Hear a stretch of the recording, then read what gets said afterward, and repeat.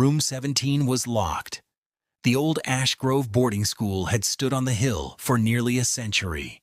Students joked that the building was older than the town itself, with its cracked brick walls, endless hallways, and wooden floors that groaned even when no one walked on them. Every year, seniors dared the new students to stand outside room 17 at midnight. No one ever stayed longer than a minute. Ethan had never believed ghost stories. "They're just trying to scare us," he laughed, as his friends nervously climbed the stairs to the abandoned third floor. The hallway was colder than the rest of the school. Dust floated through the air like tiny gray snowflakes. At the very end stood a faded wooden door with the number 17 hanging crookedly.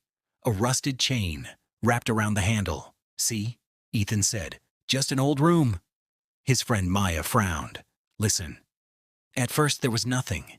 Then, knock. 3 slow knocks came from the other side of the door. Everyone froze. "Someone's inside," Ethan whispered, "but this floor has been empty for years," Maya replied. Another 3 knocks echoed through the hallway. Knock.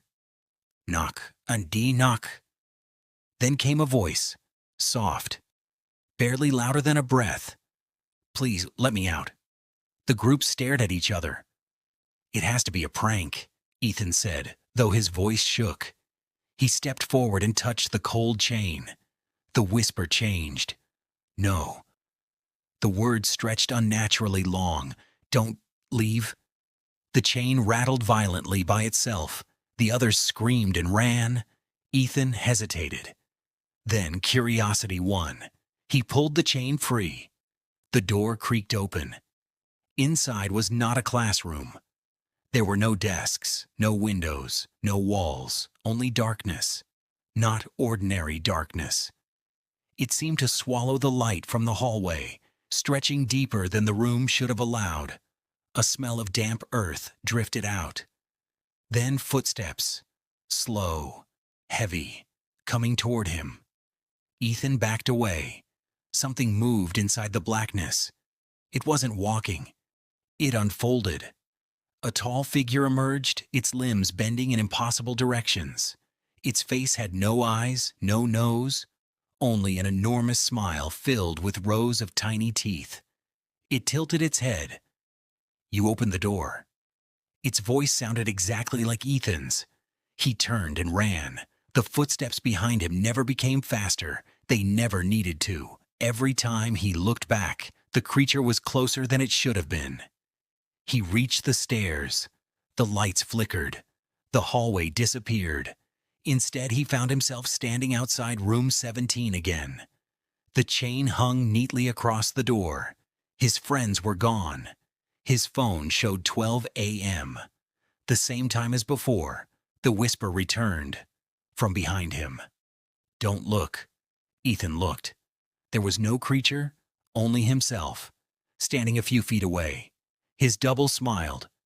"You can go now," it said. Confused, Ethan blinked. The other Ethan walked downstairs. Everyone greeted him. His friends laughed with him.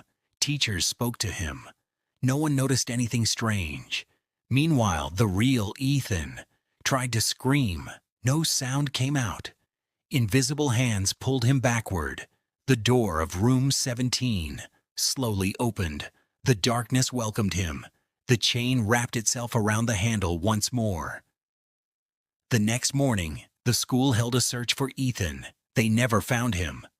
But his friends insisted they had seen him in class that day. He smiled. He answered questions. He even waved goodbye after school. Years later, another group of students gathered outside room 17. One of them leaned close to the door. From the other side came 3 gentle knocks. Then, a familiar teenage voice whispered, "Please, don't open the door." The chain began to rattle.